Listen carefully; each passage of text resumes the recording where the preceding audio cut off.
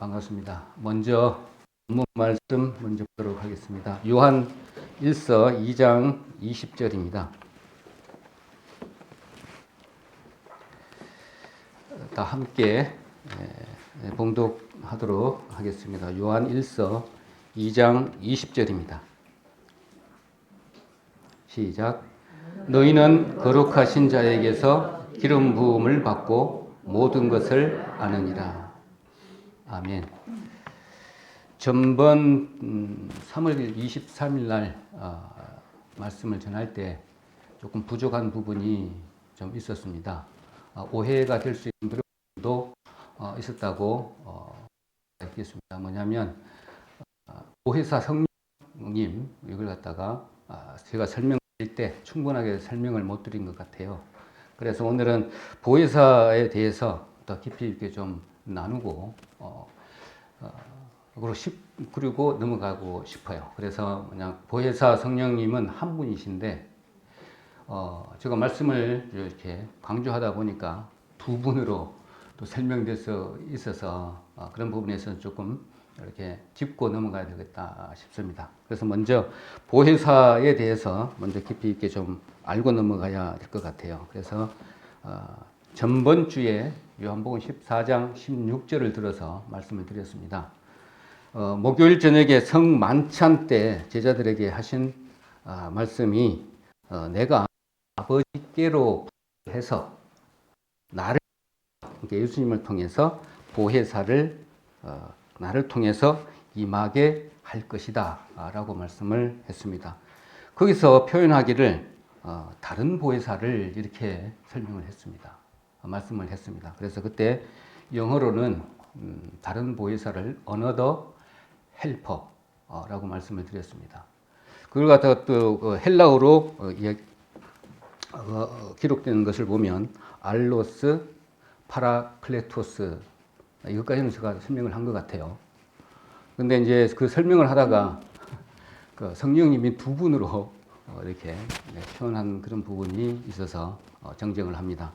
보혜사 성령님은 한 분이시고 그 기능이 아니 그 역사하시는 일이 다르다는 겁니다. 구원을 주시는 성령님도 계시고 그 다음에 우리에게 권능을 주시는 보혜사 따로 있는 그런 기능을 달리 하시는 일의 기능의 보혜사도 계신다는 겁니다. 그래서 다른 보혜사 이렇게 기록을 했습니다. 그래서 예를 들면 우리 삼위 하나님도 한 분이신데 삼위로 계시다는 그런 부분과 마찬가지입니다. 일이 구원을 주시는 분도 하고 우리에게 늘 옆에 계셔서 우리가 똑바로 갈 수 있도록 또 다른 거짓 교사들의 이렇게 휘둘리지 않도록 영지주의의 그때 당시에 영지주의의 그 교사의 가르침에 휘둘리지 않도록 옆에서 늘 우리 이미 와 계신 성령님이 있었기 때문에 다른 거 가르칠 필요가 없다. 이런 표현입니다. 그래서 오로지 성령님, 우리 옆에 파라클레토스로 계시는 성령님을 의지해야 된다는 말씀입니다. 그래서 세상에 여러 가지 다른 교훈들 그런 것들 본받지 말라는 경고의 말씀이었습니다. 그래서 다른 보혜사를 그러면 이들이 그때 성만찬 시기에 언제 받았냐면 우리 보혜사를 언제 받으셨나요? 이때 당시에 오순절날 받으셨죠. 제자들이 오순절날 받았습니다. 그리고 오순절날 되기 10일 전에 예수님이 승천하셨죠. 승천하시기 직전에 예수님이 하신 말씀이 예루살렘을 떠나지 말고 내가 성만찬 때 약속한 그 성령을 받으라는 겁니다. 그래서 기다리라는 겁니다. 그렇게 말씀을 하셨습니다. 그래서 성령을 받으면 우리가 잘 알고 계시다시피 성령 세례를 받으리라 이런 말씀도 하셨고 사도행전 1장 8절에 권능이 생긴다. 권능이 주신다는 것입니다. 권능. 이 권능을 받게 된다는 이 표현을 하셨습니다. 그래서 그렇기 때문에 또 스파라클레토스를 받으면 우리가 권능을 받게 되는 것이죠. 그래서 다른 보혜사라 이렇게 표현을 했습니다. 근데 우리는 지금 조금 우리가 좀 살펴보면 이 파라클레토스인 이 성령 하나님을 잘 활용을 잘 못하고 있다. 그렇게 우리가 3월 달에 제가 말씀을 좀 드린 것 같습니다. 그래서 옆에 항상 우리를 도와주시는 헬퍼, 더 헬퍼이신 그 성령 하나님을 잘 활용을 해야 된다라는 겁니다. 그걸 말씀을 드렸습니다. 그래서 이미 예수님의 제자들은 예수님이 부활하신 후에 요한복음 20장 22절에 이미 구원받은 영입니다. 그래서 성령을 받은 분들이 또 성령을 받은 분들인데 또 성령을 받으라 이렇게 말씀을 하셨잖아요. 그래서 이 부분을 정확하게 구분을 해야 된다라고 말씀을 했습니다. 이때 이 성령님은 구원을 주시는 성령님이십니다. 그래서 이거 구분을 분명히 이렇게 나눠서 이해를 해야 됩니다. 그래서 자 그러면 예수님께서 다른 보혜사라고 했는데 더 헬퍼라고 했습니다. 그래서 파라는 우리 옆에 항상 같이 계신다라고 했고 클레토스는 그러니까는 여러 단어로 표현을 했는데 영어로 보니까 asking, ask, ask라고 해서 우리를 요청을 해야 돼요. 또 invited라고 또 번역된 부분도 있는데 요청을 해야 됩니다. 항상 따라서 옆에 계시는 분인데 한 사람이 우리 십자가의 도를 믿고 하나님 예수님께서 하신 도를 다 믿음과 동시에 우리는 성령을 선물로 주신다고 그때 약속을 하셨습니다. 우리 믿을 때 그 성령님이 오시는 것은 우리를 구원하시기 위한 목적의 성령 하나님이십니다. 그 이후에 또 다른 성령님이 이렇게 오신다는 겁니다. 항상 옆에 계신다는 겁니다. 다른 목적으로. 뭘요? 더 헬퍼의 목적으로. 그래서 이 성령님을 우리는 항상 믿고 이 권능이 계시는 아까 1장 8절처럼 이 성령님을 계속 요청해서 사용하실 때 권능이 생긴다는 겁니다. 그래서 오늘 이 권능에 대해서 쭉 말씀을 좀 드리고 또 그 이후에 이 권능이 왜 필요한가 요한 1서 2장 20절에 말씀을 좀 하고 있습니다. 또 결론을 좀 조금 드리자면 그 방향을 제시하고 싶은 부분이 뭐냐면 진리가 있고 명철이 있고 그 지혜를 주신 것은 지금 우리 이 시대에 성경 볼 때는 영지주의가 만연했던 그때를 비유해서 말씀을 했지만 현재에 와서는 우리에게 겪은 거잖아요. 우리에게 겪은 거 본다면 우리의 눈에 보이지를 않지만 오늘 적 그리스도라고 하는 이런 부분들이 거짓 교사들이 그와 똑같이 오늘도 이렇게 만연해 있다는 겁니다. 이것을 이기려면 옆에 있는 우리 보혜사를 헬퍼인 보혜사, 그 다음에 알로스 크레토스인 이 보혜사를 우리가 10분 발휘해야 된다는 것이죠. 이 발휘한다는 것은 이렇게 잘 사용한다는 것은 무엇을 뜻하냐 그러면 이미 우리 안에 와 계세요. 근데 이게 하나님과의 관계를 성립하지 못하고 있기 때문에 우리가 힘눈에 빠지고 힘이 떨어지고 그 다음에 항상 유혹에 넘어지고 해보셨을 겁니다. 말씀을 딱 듣고 성령 충만해가지고 있을 때는 기름 부음이 어떻게 합니까? 충만해 있을 때죠. 항상 기름 부음이 있지만 성령 하나님을 온전히 의지했을 때 오늘 쭉 뒤에 말씀을 이어드리겠지만 지식이 쌓이고 그 다음에 명철이 쌓이고 그 다음에 그걸 토대로 해서 지혜가 일어나서 우리가 그 거짓 교사인 그런 가르침을 분별할 수 있는 부분이 있어서 그들의 가르침은 전혀 받을 필요가 없죠. 우리 안에 이미 계신 성령 하나님께서 계시기 때문에 이 하나님만 의지하면 된다는 말씀입니다. 그래서 우리가 지금 이 시대에 말세라고 하는 이 시대에 부족한 부분이 무엇인가 이런 부분을 좀 생각해 보면서 우리에게 가장 힘이 이렇게 걸림돌이 되고 그런 부분이 무엇인가를 쭉 보면서 뒤로 넘어가면서 이렇게 훑어보시면 되겠습니다. 그것이 무슨 내용이냐 그러면 우리 곁에 늘 거짓 교사가 있다는 겁니다. 거짓 교사가 누구신지 우리가 잘 알고 계신 분도 있겠지만 느끼지 못하신 분도 있을 겁니다. 자, 그런 부분에서 맥락을 잡고 쭉 같이 따라가시면 되겠습니다. 그래서 구원을 받으면 다시 아스킹 해야 된다. 처음 구원받을 때 하나님의 말씀을 듣고 이대로 가면 내가 죽을 것인가?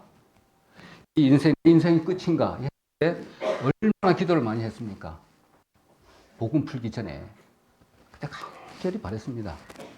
그러고 나니까 이제 하나님께서 파라클레토스인 이게 하나님께서 구원을 주시는 하나님께서 우리에게 도움을 주셔서 우리 구원받게 하신 부분입니다. 이것이 아스킹 해야 하는 부분입니다. 이것은 구원을 받는 파라클레토스가 있는가 하면 오늘 말씀드린 부분 또 다른 보혜사 어너더 알로스 파라클레토스가 있다는 것입니다. 이 두 가지를 구분해서 생각해 주시면 됩니다. 자, 그리고 이제 사도행전 아까 1장 8절에 항상 이렇게 요청해야 되는 파라클레토스 우리 옆에 계시는 하나님을 요청을 했을 때 이제는 권능이 생긴다고 그랬잖아요. 그 권능에 대해서 말씀을 이어가도록 하겠습니다. 구원을 베푸시는 보혜사가 계시고 그 다음에 권능을 주시는 보혜사가 계시다는 겁니다. 이것을 정돈 좀 이렇게 해주시고 그 다음에 이 구원을 받은 사람들에게 다른 보혜사를 주신다고 했기 때문에 다시 말하면 그들이 구원 보혜사를 받았는데 또 다른 보혜사를 또 주신다고 했는데 그러면 어떤 보혜사입니까? 이걸 우리가 알아야 되잖아요. 우리 똑같아요. 구원 받았습니다. 구원 안 받으신 분 없을 거예요. 구원 받았는데 또 하나님께 간절히 기도하고 뭔가를 또 달라고 그래요. 그럴 때는 우리에게 기도에 응답을 해주신다 이런 부분에 있어서 여기에 어너더 알로스 파라클레토스 우리에게 응답을 해주시는 우리 옆에서 항상 계셔서 그래서 우리는 그 권능을 받기 위해서 항상 하나님께 요청을 드리는 것입니다. 그래서 1장 8절에 권능뿐만이 아니라 그 목적이 이제는 예루살렘과 온 유대와 또 사마리아와 땅끝까지 이르러 내 증인이 되리라는 겁니다. 그 권능을 받지 못하면 그런 힘이 없어요. 우리 그랬잖아요. 우리 구원 전도 집회 하기 전에 한 영혼을 데리고 왔습니다. 간절합니다. 또 듣고 왔는데 또 다른 생각이 또 들을까봐 간절해요. 그럼 또 옆에 다른 성도님들이 내가 이 불쌍한 영혼을 데리고 왔는데 또 다른 영향을 받을까 조마조마해요. 그럴 때 간절한 그 부분으로 권능을 행하시는 어너더 알로스 파라클레토스에게 요청을 했을 때 하나님은 그거 지켜주시고 그 영혼을 보살펴 주신다고요. 우리의 응답을 해주신다고요. 우리를 도우시는 분이십니까? 구원도 도와주시지만 그 위에 권능을 베푸시는 모든 일들을 도와주시는 어너더 알로스 파라클레토스이십니다. 우리 두 분은 우리 무조건 이게 잘하고 계신 것입니다. 그렇지만 말씀으로 이게 구분은 안 되었지만 이것을 우리는 계속 생활하고 느끼고 체험하고 계시는 부분입니다. 자, 그래서 내 증인이 되라고 한 부분 이게 제일 중요한 것이잖아요. 내 증인, 나를 증거하라는 겁니다. 이게 중요한 개념입니다. 그래서 선교라고 한다면 예수님이 누구이신가를 증거해 주시는 일입니다. 우리가 잘 알고 있듯이 우리 입에서는 예수님이 하나님이시다는 겁니다. 또 두 번째는 예수님이 사람이라는 겁니다. 완전한. 그리고 이분이 우리의 죄를 위해서 하나님과 관계가 떨어져 있었는데 하나님과의 관계를 회복해 주고 우리 죄를 해결해 주시기 위해서 십자가에 돌아가셨습니다. 이 내용입니다. 그리고 부활하셨습니다. 그리고 다시 오셨습니다. 다시 오실 것입니다. 이게 종말론이잖아요. 몇 가지 되지 않습니다. 한 7가지 돼요. 7가지에 대한 기독론이죠. 이것을 전하는 것입니다. 딴 것이 아니라, 세상 것을 전하는 것이 아니라 요 7가지 되는 예수님에 대해서, 기독론에 대해서 우리가 간간히 체계적으로는 말씀을 안 드렸지만 한 주제 하면서 목사님께서 다 설교해 주셨습니다. 그것을 우리가 단에 서서 설명하라면 하지 못하겠지만 자세하게 들어서는 충분히 이해하고 다 알고 있는 그런 내용입니다. 그래서 다시 오심까지 이것을 전하는 것이죠. 자, 이것을 이제 전하는 것이 이게 권능 받은 자의 해야 할 일입니다. 우리가 그것을 하기 위한 것이죠. 그래서 보혜사 성령님은 우리 아까 어너더 알로스 파라클레토스인 기능적 권능을 주시는 두 번째 성령님을 받는 분들의 우리가 사명이라는 것이죠. 우리가 그런 사명을 가지고 있다는 것입니다. 그래서 이 일을 하기 위해서 전번 4월 달에 초에 전도 집회를 하는 것도 이 일에 순종하기 위한 것이잖아요. 이 일을 하려면 정말로 우리에게 많은 죽음이 필요합니다. 시간도 뺏겨야 되고요. 그 다음에 물질적인 부분, 그 다음에 재능적인 부분 다 죽어져야지 하늘의 미랄이 죽어서 큰 나무가 되는 것처럼 똑같습니다. 우리가 한 가지씩 죽여가지 않으면, 죽음으로 돌려주지 않으면, 죽음으로 씨앗을 뿌리지 않으면 이 일은 되지 않는 것이라고 보면 되겠습니다. 그래서 우리가 이 일에 동참하는 것이 지금 오늘 여기에 있는 것입니다. 주님께서는 이것을 간절히 원하고 계시는 것이죠. 저는 가는 가다가 이제 말씀을 준비하다가 이런 생각도 많이 해봤습니다. 왜 이렇게 계획을 하셨나, 이런 부분. 그 능력이 많으시고 사랑이 많으신 하나님이신데 왜 이런 방법을 쓰셨나? 미련한 전도의 방법으로 쓰셨나? 아니면 이렇게 혼란한 부분이 사회를 허락하실 정도로의 그런 일을 우리에게 허락하셨나? 이런 생각들이 많이 생각이 듭니다. 그러다 보면 우리의 연약성이 딱 그때 나타나요. 하나님이 우리를 피조물로 만드셨던 부분에 있어서 우리는 정말 연약한 부분이고 연약한 존재이고 또 뭔가 필요로 하는 부분들이 너무나 많기 때문에 그 나약성을 알기 때문에 주님께서 사랑으로 그 모든 것을 허락하셨다는 것을 알 수가 있습니다. 그래서 우리 그 증거들로 좀 살펴보면 그렇게 제자들이 이제 권능을 베푸시는 보혜사를 받은 후에 성령이 충만했습니다. 성령이 충만하고 난 이후에 이제 이 제자들이 15개 언어로 했죠. 15개 언어로 그냥 각 지역 방언을 쫙 해버린 거예요. 얼마나 놀랐겠습니까? 그러니까 우리 대한민국 사람이 저 예루살렘에 갔습니다. 그런데 제자들이 갑자기 한국말을 하는 거예요. 그러니까 내가 가서 딱 보니까 깜짝 놀랐던 거예요. 나는 한국 사람인데. 그런 놀라운 일이 일어납니다. 이것은 뭐냐면 이것을 이제 지금 각 언어로 말하는 것이 그 목적이 하나님이 있었을 거 아닙니까? 당시에 예루살렘에 유대인 디아스포라 사람들이 유월절, 그러니까는 오순절을 지키려고 막 모여들었었잖아요. 그때 일어난 사건이니까. 그러니까는 그 갈릴리, 특히 갈릴리 사람에게 많이 놀라게 했죠. 그러니까 옆에서 이 일은 갈릴리 사람들에게 뭐 이상한 말을 하니까 한국 사람 말을 하니까는 뭐 술 취했냐 하는 사람들도 있고 아니다. 그렇게 대답도 하고 한 내용을 우리가 잘 알고 있습니다. 그래서 옆에서 그 일을 듣고 난 이후에는 하나님께서 갈릴 사람들에게 이렇게 말했죠. 성령님이 은혜를 받아서 너희들에게 이런 말을 한다라는 겁니다. 그러면서 그걸 듣고 있던 베드로가 벌떡 일어나서 예수님에 대해서 증거하신 내용들이 사도행전에 나타나는데 이게 베드로가 첫 번째 설교하는 내용입니다. 그 내용은 오직 그겁니다. 7가지. 예수님이 하나님이시다는 거. 그리고 예수님이 인간으로 오셨다는 거. 말씀대로.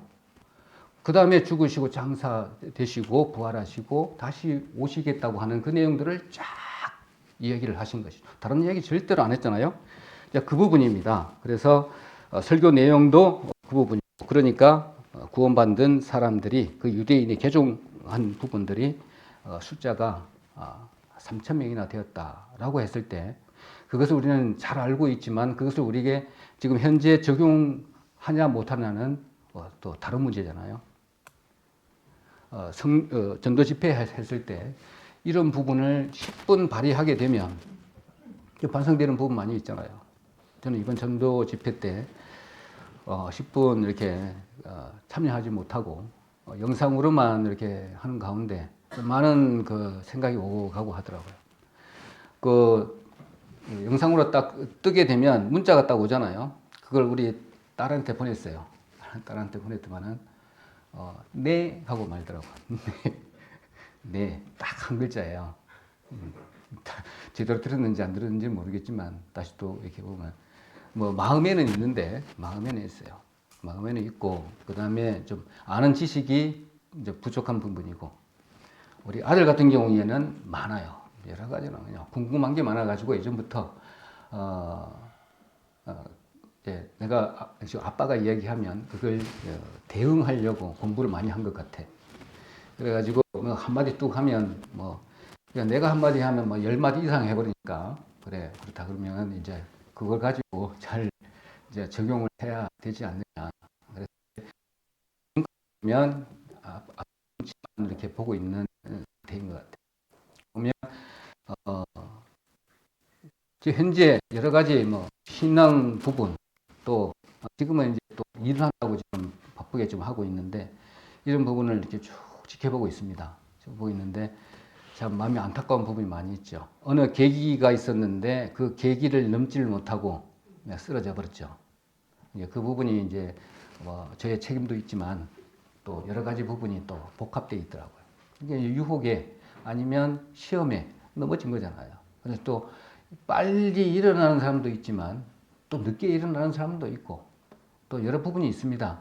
하나님께서 다 알고 계신 부분이잖아요.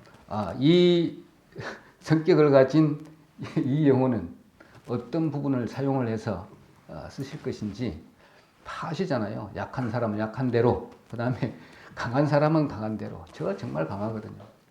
우리 자매도 엄청 강합니다. 저도 그 강한 사람 중에 한 사람인데 주님께서 이렇게 쓰시는 것도 그에 맞게끔 쓰실 줄 믿어요. 그래서 항상 우리 알로스, 어너더 알로스 파라클레토스에게 의지하지 않을 때는 또 힘든 부분이 옵니다. 그러면 어떻게 누굽니까? 내가 살아있다는 것이잖아요. 내가 죽지 않았다는 겁니다. 기름 부음을 모두에게 다 주셨습니다. 오늘 기름 부음 뒤에 쭉 나오겠지만 기름 부음이라는 것은 아까 지식, 그 다음에 우리 명철, 그 다음에 지혜, 이것을 계속 쌓아가는 과정입니다. 우리가 아무리 지식을 갖고 하나님께서 도와주시지 않으면 기름 부음을 주지 않으면 은혜로 이렇게 베풀어 주시지 않으면 우리가 알을 수가 없습니다. 가만히 생각을 해보세요. 우리가 사랑을 한다고 얘기를 들면 우리 육체 안에서 요 시냅스라고 하는 이런 물질 아니면은 요 호르몬이 왔다 갔다 작용으로 인해서 우리가 사랑을 느끼는 것입니다. 내 것이라고는요 하나도 없어요. 어떻게 보면 우리는 육신을 입고 있는 한 영적인 존재의 우리 한 영혼입니다. 영혼이 그 안에 살고 있는데 모든 것이 하나님이 이렇게 운행하고 계시는 것을 우리가 잘 알고 있습니다. 세부적으로 들어가게 된다면. 그래서 이것이 내 것이다. 그럴 것들이 하나도 없는 것 같아요. 내가 생각해 보면. 자, 그런 부분에 있어서 왜 어떻게 보면 교만한 것이죠. 하나님 모든 걸 다 베풀어 주시는데 자기 것이냐, 자기 마음대로 선택할 수 있는 기능을 주셨지만 자유의지를 주신 걸 가지고 엉뚱하게 사용을 함의 결과이겠죠. 자, 그런 부분도 한번 생각해 볼 수가 있겠습니다. 자, 다시 또 말을 한다라면 구원받은 성령님과 두 번째 받은 파라클레토스와의 구분을 해야 된다. 이걸 굳이 이름을 붙인다면 구원 보혜사가 있고 그 다음에 권능 보혜사가 있다. 이렇게 하면 다 구분이 쫙 될 것 같아요. 막 하나로 그냥 성령님으로 이렇게 설명한다면 정말 어려울 것 같아요. 삼위 하나도 설명하려면 너무나 어렵고 그런 부분인데 성령님도 이거 성경에 기록된 내용을 설명하려면 정말 어려운 것 같아요. 그래서 저 같은 경우에 하여튼 구원 보혜사 권능을 주시는 사도행전 1장 8장에 너희가 권능을 받으면 이렇게 됐으니까 그렇게 구분할 수도 있겠다 그런 생각이 듭니다.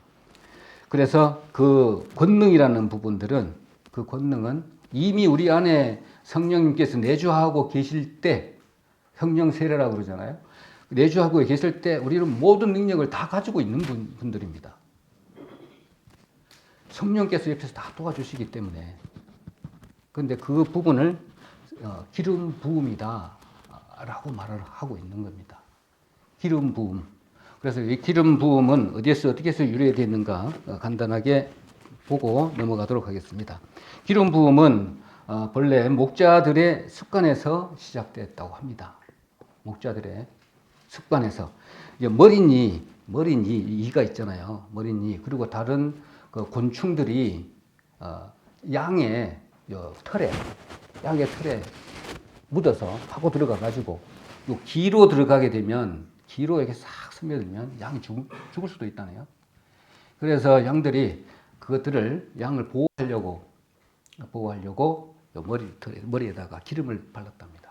기름을 바르고 문지르고 하면 곤충들이 싹 와가지고 싹 미끄러져가지고 요 기에까지 오지 못하도록 했답니다. 그것이 축복이고 그 다음에 보호고 우리는 양 같은 존재잖아요. 어떻게 보면 예수님도 그랬지만 그래서 보호하는 부분이고 우리를 권능을 부여하는 상징으로 되었다고 합니다. 자, 기름 부음은 그런 부분에서 있지만 우리 기름 부음 하면은 뭐 대표적으로 잘 알고 있는 부분이 있잖아요. 제사장, 왕, 선지자 뭐 등등 우리가 잘 알고 있는 부분입니다. 그것을 한번 설명을 더 깊이 있게 드리도록 하겠습니다. 특히 또 알아야 될 부분들은 기름 부음을 받으면 무슨 뭐 능력이 있다든지 뭐 신비에 뭐 약으로 여기는 부분들도 있다고 하네요. 그건 정말로 이상한 말이죠. 그건 절대로 그런 듣지 않았으면 하는 내용입니다. 그래서 기름 부을 때는 하나님께서 특별한 목적으로 쓰임 받기 위해서 사용하기 위해서 기름을 부었던 것입니다. 그래서 기름 부음 받은 이라고 하는 부분은 우리가 믿음으로 구원을 받을 때 십자가의 도를 믿음으로 구원을 받을 때 기름 부음과 동시에 성령님도 준 것처럼 하나님이 이렇게 택하신 자라는 의미입니다. 하나님이 택하신 자, 하나님의 자녀라는 것입니다. 그래서 성령을 선물로 주셨다라는 겁니다. 그래서 성경은 우리에게 특별한 목적인 예수 그리스도께서 좋은 소식을 전파하는 목적으로 택했고 죄에서 포로된 자들을 자유케 하시기 위해서 하나님께서 성령으로 기름 부음을 받으셨다고 말씀한 것처럼 동일합니다. 우리도 하나님이 예수님을 보내셨습니다. 세상에. 그래서 무엇으로 뭐 하려고 보냈냐? 좋은 소식을 전파하려고, 그 다음에 죄로 사로잡힌 포로된 자를 자유케 하려고 보냈습니다. 보내심을 입은 자가 예수 그리스도이십니다. 요한복음의 주 내용입니다. 보내신 자. 우리도 마찬가지로 말씀을 이제 받고 구원받은 난 이후에는 예수님처럼 동일하게 우리도 보냄을 받은 자입니다. 이제 그래서 보냄을 받는 자의 발자취를 그대로 예수님의 발자취를 그대로 밟아가야 되는 것들이 우리의 사명입니다. 그러면 구약에도 마찬가지로 예수님이 세상에 오셔서 기름 부음을 받고 그대로 행할 것이다라고 하고 제자들 앞에 딱 선 겁니다. 자, 그 내용도 우리가 좀 보도록 그렇게 하겠습니다. 자, 그렇다면 이제 권능을 베푸시는 보혜사, 이거에 대해서 말씀을 드리겠습니다. 세 가지입니다. 세 가지. 기름 부음을 이렇게 받을 때 우리에게 어떻게 되냐라는 겁니다. 첫 번째로는 우리가 잘 체험해서 알 수 있을 겁니다. 체험을 받게 되면 우리가 기름 부음을 받는다는 것은 실질적으로 의미가 지식을 쌓는 겁니다. 지식을 쌓는 거. 그 다음에 명철을 받는 거. 그 다음에 지혜를 얻는 겁니다. 하나씩. 그래서 오늘 성령 기름 부음을 받는다는 것은 우리가 성화케 되는 거예요. 성화케 해 주시는 성령님의 기름 부을 때 능력입니다. 그것을 행하신다는 것이죠.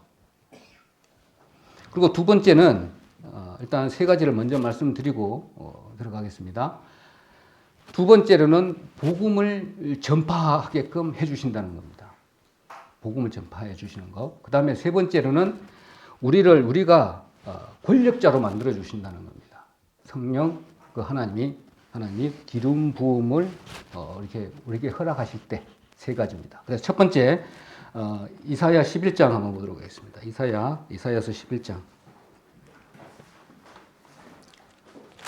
이사야 11장 1절로 2절. 좀 중요한 말씀이기도 합니다. 그래서 기름 부음은 우리의 상징이 아니라 성령께서 내주하신 우리에게 실제적인 능력입니다. 그래서 우리가 이렇게 주일마다 배우는 목적도 여기에 있습니다. 자, 이사야 11장 1절로 2절. 성확하게 만들어주시는 기름 부으심에 대한 말씀입니다.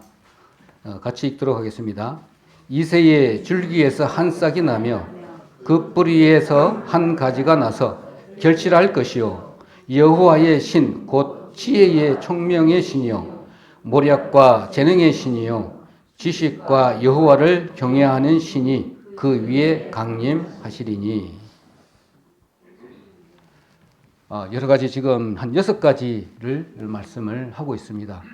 이게 성확해 해주시는 6가지의 영이 임하고 있는 내용입니다. 첫 번째는 여기 보니까 지혜의 영이 임하고, 두 번째로는 총명이라고 그랬죠. 총명이 우리 명철이잖아요. 우리가 지금 계속 배우고 있는 어제 수요일에도 말씀을 한 것 같고 그 전에도 일요일에도 말씀한 것 같습니다.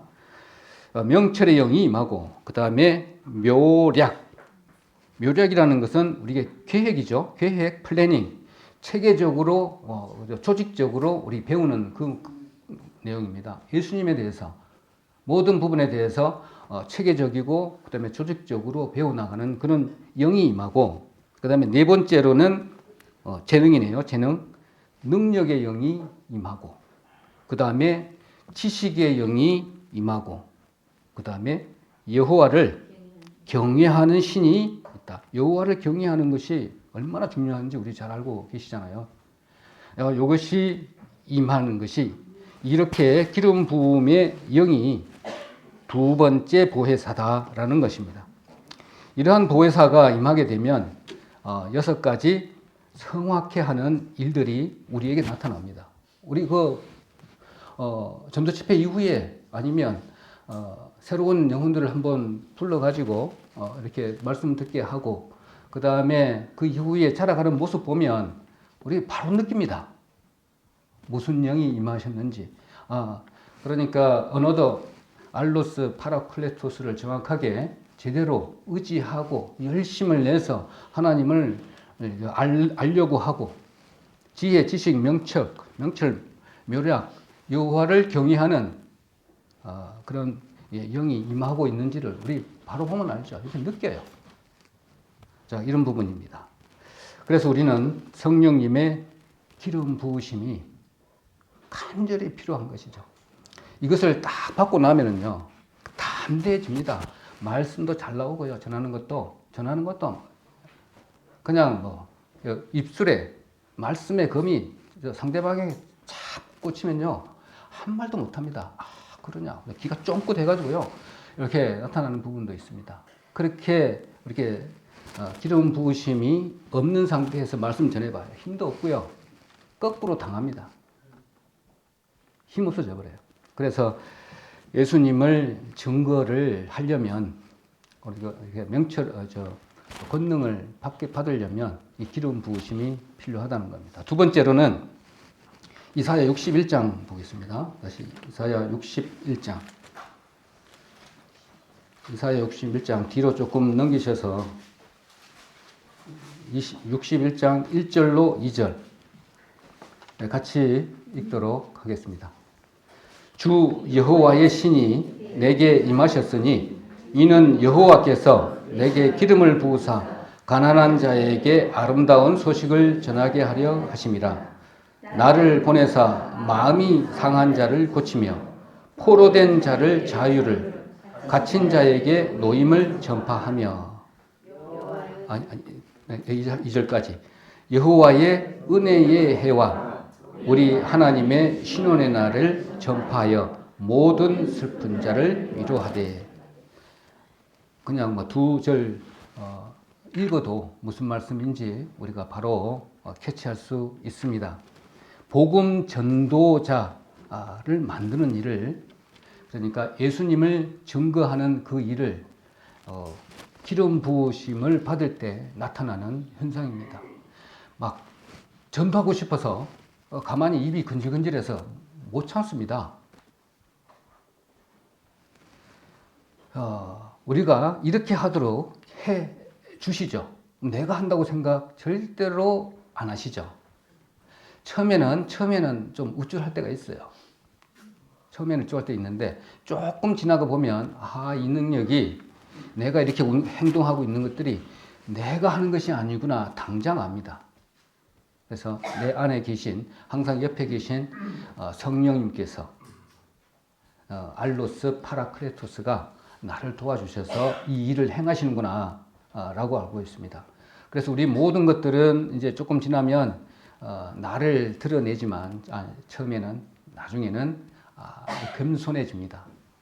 이런 부분을 우리가 알 수 있고, 말씀해 보니까 1절에 마음이 상한 자를 고쳐주고, 영적으로 마음이 상한 자를 고쳐줍니다.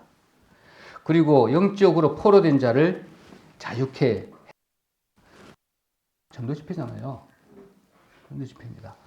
그리고 사탄에 잡혀서 갇힌 자들을 그 노임을 전파하며, 옥에 갇힌 자잖아요. 그래서 노임을 받는 일을 일어나게 해줍니다.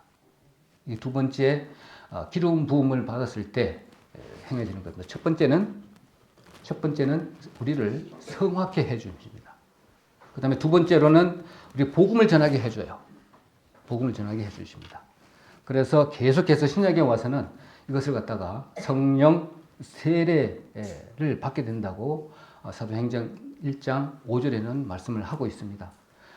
성령이 충만하게 되고, 그 다음에 각종 방언을 하게 되고, 그 다음에 기름 부음을 받게 되면, 그 다음에 설교하니까는 그냥 개종하는 사람이 3,000이나 늘어나 버리고, 그 다음에 그뿐만입니까? 그 제자들이 베드로와 요한이 병을 고치는 일이 생겨버리고, 이런 권능이 이제 기름 부음 받은 이후에 누가 예루살렘에서 기다리라 그랬잖아요.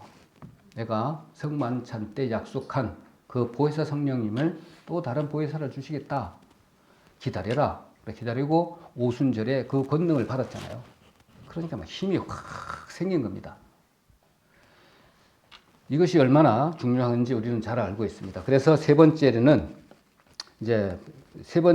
기름 부음 받으면 나타나는 부분들은 높은 자리에 앉게 되는 그 권력자로 만드는 일을 해줍니다. 기름 부음을 받으면.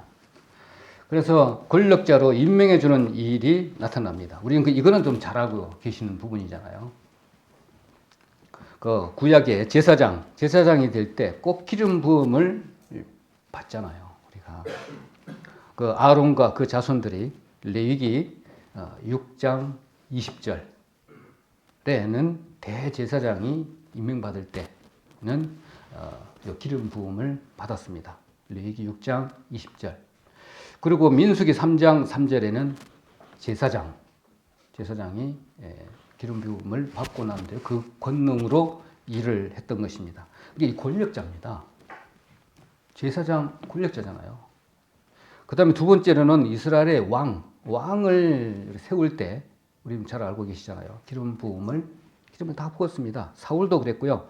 다윗도 그랬고 솔로몬도 그랬고 그 다음에 예후도 했는데 예후는 하나 찾아볼까요? 왕상 19장 열왕기상 19장 한번 보도록 하겠습니다. 왕상 19장 열왕기상 19장입니다. 10페이지 수로는 549장 정도 되나요? 열왕기상 19장 16절 16절입니다. 19장 16절 다 같이 읽도록 하겠습니다. 너는 또 님시의 아들 예후에게 기름을 부어 이스라엘 왕이 되게 하고 또 아벨 무홀라 사밧의 아들 엘리사에게 기름을 부어 너를 대신하여 선지자가 되게 하라. 선지자 또 왕, 우리 세울 때는 이 권력자잖아요. 권력자를 세울 때는 반드시 기름 부음이 필요했습니다. 여호아하스 마찬가지입니다. 그리고 외국의 왕을 세울 때도 했습니다. 고레스 페르시아 고레스도 세웠을 때 했고, 그 다음에 하사엘도 세울 때도 기름 부음을 행했습니다. 그래, 왕권을 가지려면 꼭 기름 부음이 필요한 것입니다. 다시 말하면 기름 부음이 첫 번째로 성악해 하고요. 그 다음에 복음을 전파했습니다. 그 다음에 권력을 부여해 주는 일을 기름 부음을 통해서 했습니다.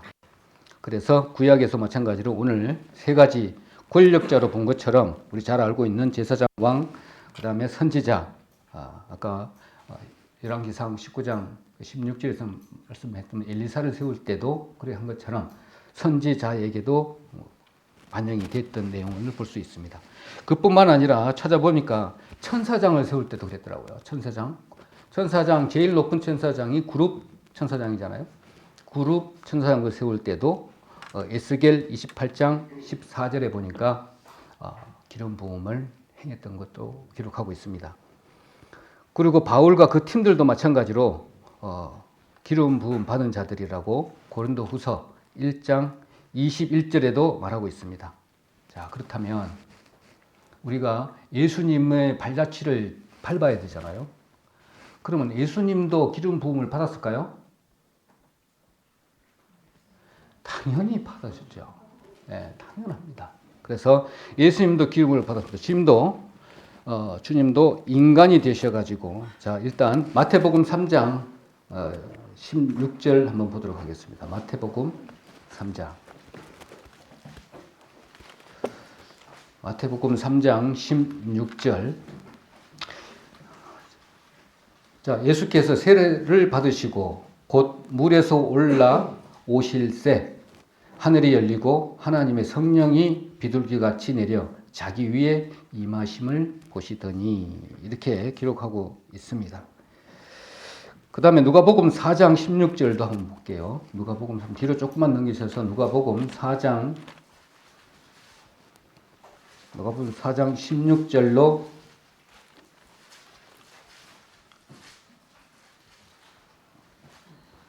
조금만 보도록 하겠습니다. 16절로 20절까지지만 조금만 제가 읽도록 하겠습니다.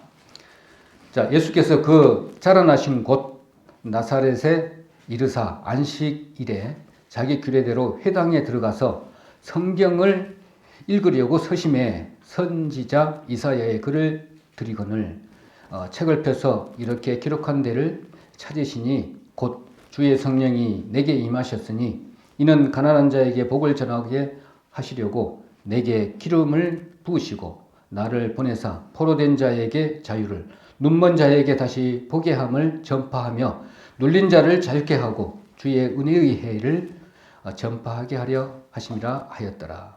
우리 이 말씀 잘 알고 계시죠? 아까 이사야 61장 1절과 2절에 봤던 내용하고 동일합니다. 은혜의 해, 요거는 희년을 이야기를 하고 있는 내용입니다. 자, 그렇다면 이와 같이 예수님도 사람이 되셨기 때문에 완전한 100% 인간이시기 때문에 기름 부음을 받으셔야 합니다. 기름 부음을 받아야만이 보내심은 입은 자로서의 그 일을 행할 수 있는 것입니다. 그래서 예수님도 반드시 그러면 기름 부음을 받으셔야 됐습니다. 그래서 예수님도 마찬가지로 세 가지 성확해 하는 부분, 그 다음에 복음 전도자, 그 다음에 제일 높은 예수님은 왕 중에 왕이시잖아요. 그래서 100% 사람이 되어서 제일 높은 권력자로 계신 것이죠. 동일합니다. 그래서 예수님도 기름 부음을 또 받으셔야 됐다. 그러면 어떻게 받으셨나? 라는 겁니다. 아까 그래서 마태복음 16장 이게 아까 말씀을 드렸고, 자, 예수님이 이제 기름 부음을 딱 받고 난 이후에 행동하고 받고 나지 않는 이후 이전하고 완전히 차이 나는 것을 봅니다. 우리 제자들도 마찬가지로 이런 부분이 생각이 우리가 그 내용들을 잘 기억이 나실 겁니다. 공생애를 이렇게 시작하면서 제일 필요한 것이 무엇인가라고 했을 때 사도 요한에게 내가 어떻게 침례를 할 수가 있습니까? 하니까는 못한다 그랬잖아요. 이제 해라 그랬잖아요. 그럴 때 사도 보안이 침례를 행했습니다. 그럴 때 모든 힘이 권능이 그 예수님에게, 인간 예수님에게 다 쏟아진 것이죠. 그때 권력이 어마어마할 것 아닙니까? 이게 그러고 난 이후에 예수님의 행동을 보면 어마어마한 부분들이 이제 나타나는 것입니다. 그래서 하늘에서 비둘기 같이 아까 말씀드렸던 것처럼 본 것처럼 하나님의 영이 내려와서 30대 되신 그 젊은 예수님에게 임하신 그때가 기름 부음을 받으신 것입니다. 마태복음 3장 16절에 우리는 구원받을 때 믿음으로 하나님이 십자가에 도에서 우리를 위해서 모든 것을 다 바치신 그것들을 믿음과 동시에 성령을 선물로 주실 때 그때 우리는 기름 부음을 다 받은 완벽한 다 장착한 우리 사람들입니다. 그래서 모든 것들이 다른 이기도 그러니까는 거짓 선지자의 가르침 필요 없는 것입니다. 성령 하나님이 다 가르쳐 주시기 때문에 옆에 계시고 아스킹 하면 돼요. 요청하면 된다니까요. 인바이티드 하면 된다고요. 근데 그것을 우리가 10분 사용하지 않는다는 것입니다. 그러면 내 것으로 산다는 것이죠. 하나님께로 사는 것이 아니라. 그러면은 점점 이 관계가, 하나님과의 관계가 서먹서먹해지는 것이죠. 그래서 우리가 예전에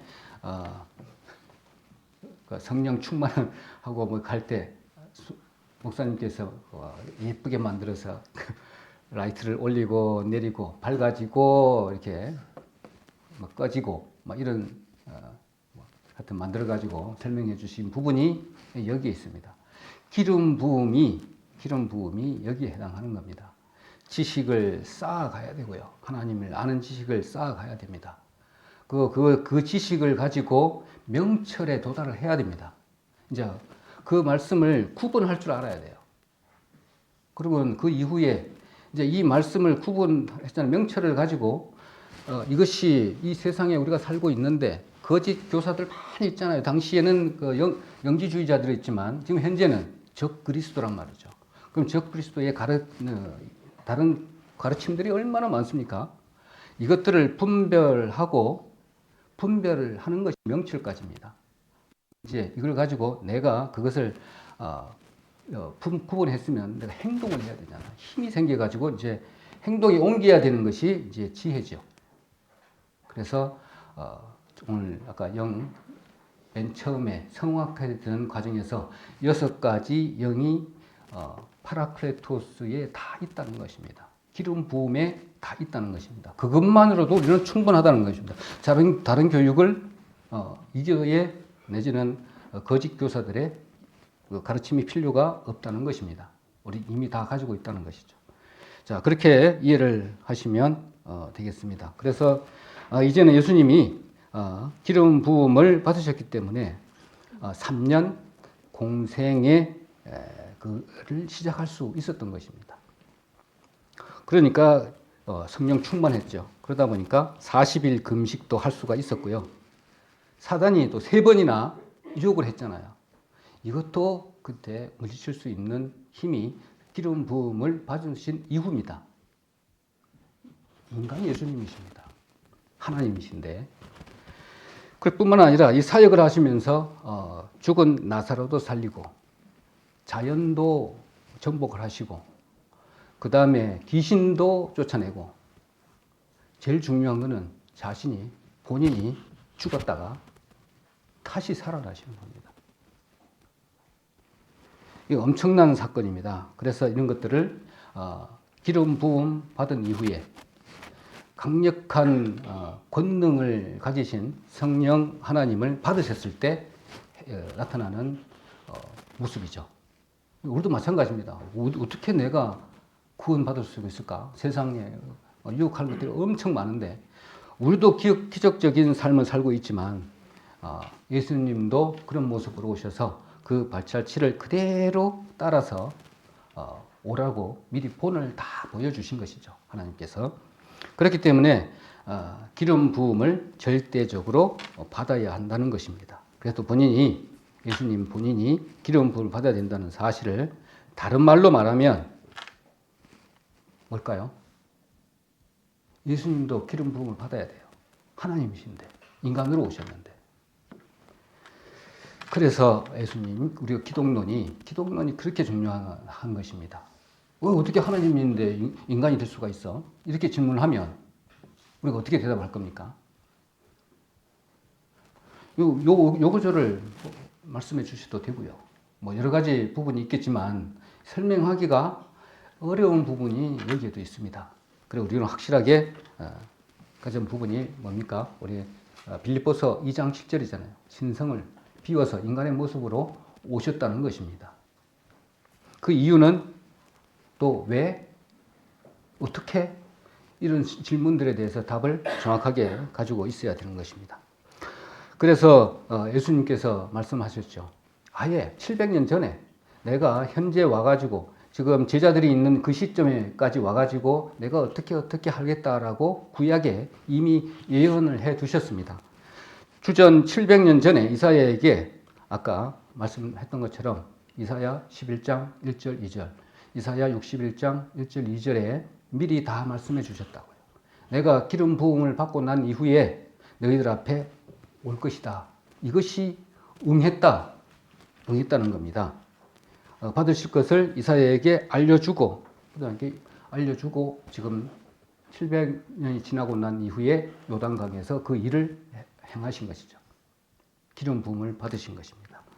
그래서 예수님이 기름 부음을 받으시고 고향 나사렛으로 가셔서 유대인 회당에서 이렇게 말하는 것이죠. 이 증거가 될 수가 있는 거잖아요. 내가 기름 부음을 받았다. 이렇게 말씀하시고 이렇게 될 것을 내가 구약에 기록했는데 유대인 너희들은 아느냐 이 말이죠. 유대인들에게 하신 말씀입니다. 그게 아까 이사야 61장 1절로 2절의 말씀을 들어서 말씀하신 것입니다. 그러니까 내가 이사야에게 미리 기름 부음을 받는다고 하는 것이 이루어졌음을 제자들 앞에서 말씀하고 있는 것입니다. 그러니까 예수님이 기름 부음을 받았다는 증거입니다. 우리도 똑같죠. 그대로 밟고 가고 있는 것입니다. 그래서 기름 부음을 받았다는 말은 헬라어로 카리스마, 또 크리스마 이렇게 읽습니다. 그리고 영어로는 anointing 이렇게 되어 있더라고요. anointing, 기름 부으심 이렇게 되어 있는데 그렇다면 봐봐요. 요 카리스마. 그 다음에 예수님의 이름이 어떻게 되죠? 헬라어로 크리스토스. 이렇게 똥 눌러가지고 들어보니까 크리스타스 이렇게 얘기를 하더라고, 발음은. 그런데 우리는 그리스도라고 하잖아요. 크리스토스. 근데 헬라어로는 크리스토스 이렇게 발음을 합니다. 그리고 영어로는 크라이스트잖아요. 그럼 한국말로는 뭡니까? 그리스도이잖아요. 그래서 그 뜻은 기름 부음을 받은 메시아, 곧 구원자, 또 뭡니까? 구원자다 그 말이잖아요. 그러니까 기름 부음은 구원자로 기름 부음을 받은 자라는 뜻입니다. 그래서 예수님이 그리스도라고 합니다. 그러면 이제 기름 부음을 받을 때 세 가지 성화케 해주시고, 이 세 가지 성화케 해주시고, 복음을 전도해 주시고, 그 다음에 권력자로 만드시는 일을 하신다는 것입니다. 이 세 가지를 받으신 메시아다라는 겁니다. 기름 부음에 대해서. 그래서 지금 두 기능의 성령님을 설명을 다 했습니다. 구원을 주시는 성령님, 이분도 보혜사고요. 그 다음에 또 다른 보혜사가 있는데 앞에 이 세 가지를 주시는 성령님도 그분이시라는 겁니다. 같은 분이시라는 것입니다. 이제 이해가 가시죠? 정말 맨 처음에 제가 좀 설명을 어떤 이유로 됐는지 모르겠지만 하여튼 정신없습니다. 요하고 다 됐으면 제일 쉬운 것이요. 운전하고 제가 생각하기에 제일 쉬운 봉사고요. 제가 봤을 때. 그 다음에는 그 순수가 그런 것 같아요. 제 생각으로. 이게 앞에 사회 보는 거. 그 다음에가 찬양대 하는 거.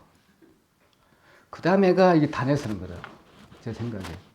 그래서, 하여튼 다 밟고 왔습니다. 하여튼 여기도 있고, 여기도 있고 한데, 여러 가지로 부분이 좀 있긴 하지만, 우리 성도님들도 충분하게 그런 부분을 잘 알고 계시리라 믿습니다. 자, 그러고 나서 이제 여러 가지 부분들은 이제 어느 정도 이제 성령 하나님에 대해서 다 말씀을 드린 것 같습니다. 그러면 이것들이 왜 필요합니까? 기록한 목적이 있을 거 아니에요. 그 비유, 그 시대적인 상황에서 영지주의자가 저짓 가르침들이 판유하고 있는 상태. 그러면 나중에 와가지고 우리 현재 이 상태에서도 동일하게 반영되어야 되잖아요. 그래서 이 부분을 경계로 요한이 요한일서 2장 20절에 말씀을 하신 것입니다. 그래서 2장 18절 한번 보겠습니다. 요한일서 2장 18절. 본문 앞으로 가면 되겠죠. 2장 18절 같이 읽도록 하겠습니다. 아이들아, 이것이 마지막 때라. 즉 그리스도가 이르겠다 함을 너희가 들은 것과 같이 지금도 많은 적 그리스도가 나타났으니 그러므로 우리가 마지막 때인 줄 아노라. 자, 이 말씀만 하고 마치도록 하겠습니다. 앞으로 닥칠 일인데 닥칠 일에 대한 대책, 어떤 경고의 말씀이기도 합니다. 그래서 교회 시대, 말세라고 하면 우리 주님이 초림에서부터 그 다음에 재림 때의 기간을 우리 말세라고 합니다. 그래서 많은 그때의 그 시간에, 지금 이 시대에 적 그리스도를 많이 출현케 하겠다는 겁니다. 이렇게 뭐 갑자기 이렇게 생기는 것이 아니고 이미 적 그리스도는 구약 때부터 시작해 가지고 쭉 밑바닥에서 이렇게 생활해 잠재해왔던 조직인데 이 교회 시대에 와가지고는 특히나 이것이 이제 딱 나타나겠다는 겁니다. 나타날 것이라는 것입니다. 누구를 위해서? 우리를 위해서요.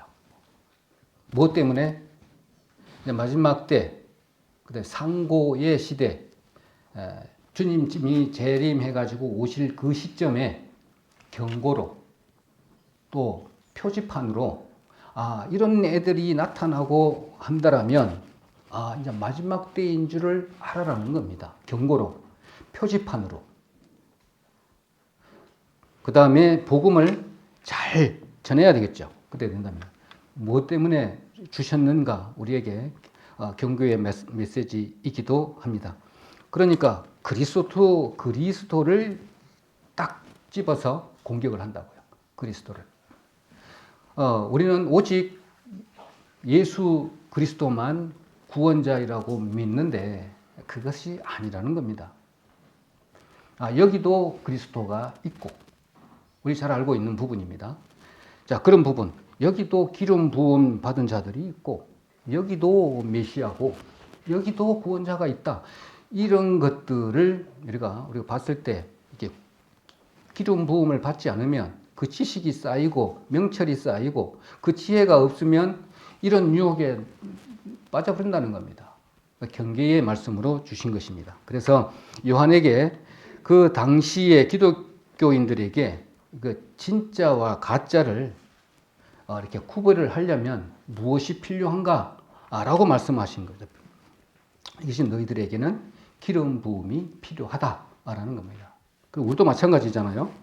그래서 요한 27절과 아까 봤던 내용과 그 다음에 27절에 이미 와 있는 어너더 알로스 파라클레토스가 있기 때문에 너희에게는 다른 걸 가르칠 필요가 없다는 겁니다. 27절에. 그것을 예전에는 달리 오해를 해서 여러 가지 아무것도 배울 것이 없다 이런 부분들도 우리 잘 알고 있는 부분입니다. 그래서 이 부분들은 아닌 것을 우리가 잘 알고 있는 내용이기도 합니다. 자, 그래서 이런 기름 부음을 받지 않으면 종말 때에 28절에 보니까 28절 쭉 보시면 자녀들아 이제 그 안에 거하라. 이는 주께서 나타내신 바 되면 그의 강림하실 때에 우리로 담대함을 얻어 그 앞에서 부끄럽지 않게 하려 함이라. 반대로 말하면 기름 부음을 받지 않으면 부끄러움을 당하게 되겠다는 겁니다. 된다는 겁니다. 요한복음 2장, 요한일서 2장 28절에 경고의 말씀입니다. 이거는 마지막 때를 이야기를 하고 있습니다. 요한이 보고 저 끝에 점프를 해서 재림 직전 때를 이야기를 하는 부분입니다. 우리 신앙생활하고 있는 성도님들을 보면 좀 목사님들이 저희들을 보면 알 수 있을 거예요. 어느 정도는. 저분이 신앙생활을 이렇게 하고 있는 모습들을 보면 저 안에서 기름 부음이 제대로 되어 있는지, 저렇게 구원받은 분인지 아닌지 어느 정도는 이렇게 구분이 되리라고 봐요. 그렇기 때문에 나중에 엄청난 경고의 말씀이기도 하잖아요. 부끄러움을 당한다라는 겁니다. 그거는 우리 성도님들께서 지금까지 말씀 들은 걸 가지고 이게 판단하시면 되리라 생각됩니다. 자, 그러면 기름 부음을 받으라. 이러면은 재림 전에 우리 사람들, 훨씬 이전의 사람들, 지금 우리 사람들이잖아요. 우리가 곧 여기 계신 분들이 예수님의 신부가 되는 겁니다. 그걸 이야기를 지금 하고 있습니다. 세 가지 중에 세 번째 있는 통치권자, 왕, 제사장, 우리 잘 알고 있잖아요. 베드로전서 2장 9절에 이런 분들과 하나님의 신부 내용이 일치하는 것들을 볼 수가 있습니다. 그런 분들하고 우리가 그런 왕 같은 제사장들이잖아요. 그런 권력자잖아요. 나중에 저 위에 올라가게 되면 우리는 모든 것을 이제 주님과 함께 동역자로 모든 그 천국에 펼쳐져 있는 상급대로의 기업들을 다 관리하고 다스리고 그리 해야 될 것입니다. 그것을 하나님께서는 그냥 동일하게 주시지 않고 이렇게 배분해 주셨다고요. 어느 부분이 하나님과 그 신부가 되는지는 그건 잘 모르겠지만 정확하게 제일로 밑에 있는 부분들은 좀 부끄러운 부분을 당하겠죠. 그때 좀 제대로 하나님의 창조 목적에 동참해서 열심히 할 걸 한다든지 나는 이 왕 같은 제사장의 모습으로 딱 서가지고 하나님과의 신부의 자격으로 왕 같은 제사장의 자격으로 주님을 대할 것인지 어떠한 상급을 얼마만큼 받을 것인지의 삶은 오늘 이 세상의 삶으로 결정되겠죠. 자, 그렇게 보면 되겠다 싶습니다. 그래서 그렇다면 요한이 너희들에게 적 그리스도를 분별력이 생긴다라고 요한일서 2장 18절부터 28절까지 쭉 이야기해 준 부분입니다. 그래서 이것들을 분별하고 내가 행동해서 이기려면 기름 부음을 받아야 된다라는 겁니다. 그럼 오늘날 재림의 가짜 그리스도는 누구입니까? 라고 우리 질문이 있잖아요. 가짜 그리스도. 우리 그냥 우리 방공 교육할 때처럼 이렇게 뿔이 나 있고 이런 개념이 절대 아니잖아요. 적 그리스도라고 해가지고 우리의 적입니까? 이거 아니 그런 개념이 절대로 아니잖아요. 없애야 될 존재입니까? 절대로 아닙니다. 우리에게 살며시 들어와 있어요. 네, 적 그리스도가 뭐냐면 첫 번째 짐승, 그러니까 우리 전번에 말씀드렸던 것처럼 정치, 경제, 사회, 문화, 교육적 적 그리스도입니다. 어떻게 하냐면 정치적으로 이러한 정치를 구원한다는 모습으로 나타나서 우리에게 보여주는 겁니다. 그 다음에 경제적인 부분입니다. 경제적으로 내가 어렵잖아. 내가 나와서 경제적으로 싹 구원해 주겠다. 그리스도가 되겠다라는 겁니다. 사회도 마찬가지입니다. 이렇게 사회를 구현하는 모습으로 나타납니다. 문화 마찬가지고요. 교육도 마찬가지죠. 그리고 또 한 가지 그리스도는 종교적 적 그리스도입니다. 내가 가짜들을 줄 것인데 분별하려면 보혜사를 주시겠다고 했는데 그 적 그리스도, 종교적 적 그리스도는 우리 잘 알고 있을 것입니다. 하도 많이 이야기했기 때문에 바티칸부터 시작해가지고 WCC, WEA 쭉 많습니다. 그 WCC에 들어가 있는 각 종파들도 많이 있는 걸로 우리가 파악하고 있습니다. 그러면 우리 같이요 이렇게 믿음을 가지고 있는 사람 거의 없다고 보면 맞을 거예요. 복음주의도 많이 희석이 됐다고 요즘 나오고 뉴스에도 나오고 그렇습니다. 우리는 얼마나 기적적인 모임인지 모릅니다. 지금 이 시장에 봐요. 우리 조금만 나가서 교회 다니는 사람하고 이 대화를 한번 해보세요. 완전히 판이합니다. 레즈비언 찬성하고요. 네? 이렇게 어려운데 종교가 그 필요 있어? 다 통합하면 되지? 부터 시작해서요. 여러 말들이 많이 나옵니다. 정치, 경제, 사회, 문화, 교육. 이것들이 언제부터 됐습니까? 일루미나티부터 시작해가지고 프리메이슨 한다고 하면 아주 옛날부터 쭉 밑바닥에 깔려온 조직들이잖아요. 그것이 우리 현재의 각 모습에 이렇게 버물러져서 숨어져 있습니다. 이것이 우리하고 밀접한 관계에 있어요. 바로 돌아서면 바로 있죠. 우리가 빠져나갈 수 없습니다. 자, 그리고 우리 두 번째 짐승, 종교적인 부분은 우리 더 심하죠. 가짜 그리스도 막 펼쳐져 있습니다. 이런 부분입니다. 그래서 이것들을 이기기 위해서 우리 기름 부음을 받아야 된다고 하는 부분입니다. 자, 정리하자면 이것을 이기려면 성령 기름 부음이 뭐냐? 다시 정리 마지막으로 한다면 지식, 명철, 지혜 이걸 다시 한번 정리해 드릴게요. 자, 이것이 사전적 의미로서는 지식은 knowledge라고 합니다. 그래서 배워서 아는 내용이나 경험을 통해서 얻은 정보와 그 사실입니다. 우리 오늘 여기에 교육 받을 때 설교 시간에 하나하나 배우는 것도 여기에 해당되는 겁니다. 그래서 계속 메모를 해야 돼요. 메모하고 이렇게 누적되지 않으면 내 것이 필요 없어요. 돌아서면요. 어제 말씀한 게 뭐지? 또 봐야 되잖아요. 이런 부분입니다. 명철은 우리 말씀을 잘 알고 계시는 understanding입니다. understanding. 사물의 이치를 밝게 깨달아 판단하는 능력입니다. 지혜롭고 분별력이 있는 상태를 뜻합니다. 이걸 어디에다 적용할 것인가? 그걸 좀 생각해 보시면 알 겁니다. 지혜.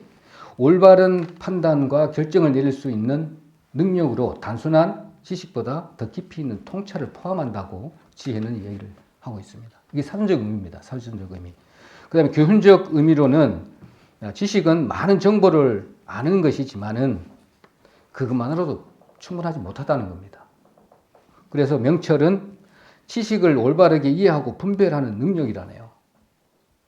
좀 이해가죠? 그 다음에 지혜는 명철을 바탕으로 해서 선한 방향으로 행동하는 능력입니다. 최종 목적은 행동하는 겁니다. 행동하기 위한 것이죠. 그래서 지식이 많아도 명철이 없으면 바르게 판단하지 못하고요. 그 다음에 명철이 있어도 지혜가 없으면 행동으로 우리가 옮길 수가 없습니다. 문영은 죽어가는데 말도 못해요. 그 다음에 이제 성경적인 본질로 세 가지 개념을 정리해 보면 지식은 여호와를 아는 것이 지식의 근본이라고 우리가 들어왔기 때문에 잠언 1장 7절인데 하나님을 아는 것이 참된 지식. 이건 우리 잘 알고 있는 내용이니까. 명철은 잠언 14장 8절입니다. 명철한 자는 자기 길을 삼가느니라 이렇게 기록하고 있는데 명철은 바른 길을 선택하고 이렇게 분별할 수 있는 능력을 말합니다. 자, 지혜는 잠언 9장 10절입니다. 잠언 9장 10절 여호와를 경외하는 것이 지혜의 근본이라 이렇게 말씀을 했는데 가장 중요한 덕목이잖아요. 벌써 최근에 3번이나 들은 것 같아요. 이 말씀을. 하나님을 경외하는 것이 지혜의 출발이다. 그래서 결론적인 것이 뭐냐. 교회 시대, 지금 우리가 겪고 있는 이 시대에 겪게 될 미션을 하나님께서 베풀어 주셨는데 이게 해결 방법이 여기에 있다는 것입니다. 그래서 지식은 정보를 알고 이해하는 것이고 그 다음에 명철은 바르게 해석하는 능력이고 지혜는 하나님을 경외하며 그에 따라 행동하는 것입니다. 그래서 성경은 지혜가 가장 중요한 덕목이다. 그래서 하나님과의 관계에서 참된 지혜가 나온다는 것입니다. 이제 조금 이제 정리가 될 것인데 첫 번째로는 우리가 성령에 대해서 보혜사에 대해서 2가지로 구분을 해야 된다는 거 하고 그 다음에 기름 부음이 어떤 것인가. 우리가 지금 기름 부음이 하나님께서 우리가 말씀이 선포되었을 때 글자와 그 다음에 언어로 선포될 때 하나님이 옆에서 그것을 도와주고 은혜로 도와주지 않으면 안 된다는 겁니다. 그래서 도와주시는 그 모든 행위가 성령 기름 부음이다 이렇게 보시면 됩니다. 그래서 그 기름 부음이 지식으로 명철로 지혜로 이렇게 기름 부음을 받게 되면 이것이 내가 힘이 생긴다는 겁니다. 그게 권능을 받는 것이죠. 그래서 이 권능을 받으려면 그냥 내가 이것만 하는 것이 아니고 옆에 어너더 알파, 알로스, 파라클레토스를 내가 요청을 해야 된다니까. 도움을 얻어야 된다니까.